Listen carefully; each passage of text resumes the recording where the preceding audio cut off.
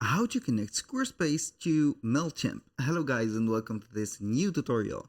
In today's video I'm going to show you how simple and easy it is to connect your Mailchimp or your marketing platform, email marketing platform, which is going to be Mailchimp, to your website of Squarespace.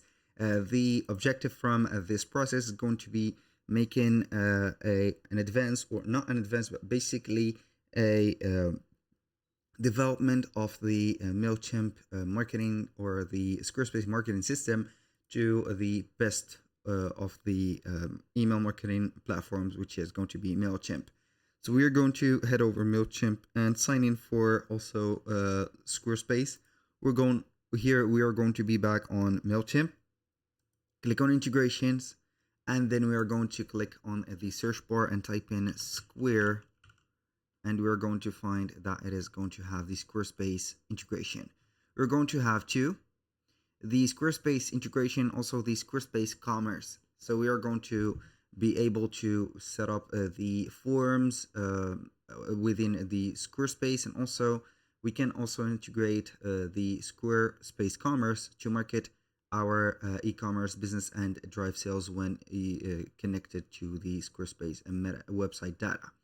So we're going to select one of these, select the best one, let's say suited for you. I'm going to use it for Square Commerce because I'm going to have a store here.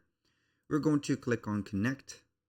We're going to wait for the connection to be set. It is going to detect our Squarespace website. We are going to select the Squarespace website of ours, which is going to be this. We're going to allow the exchange of the information and the transactional data.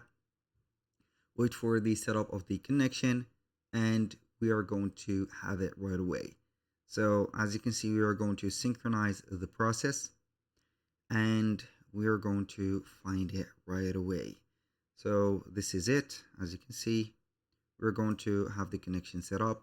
We can manage that connection or set up what do we want. So this app or this connection is going to count the customers, subscribers, the products, and also the orders.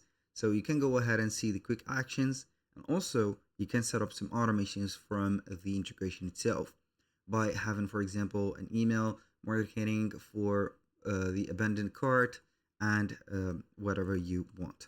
That was pretty much it for today's video. Thank you guys for watching. I hope that you have enjoyed the content, and I hope to see you in the next one.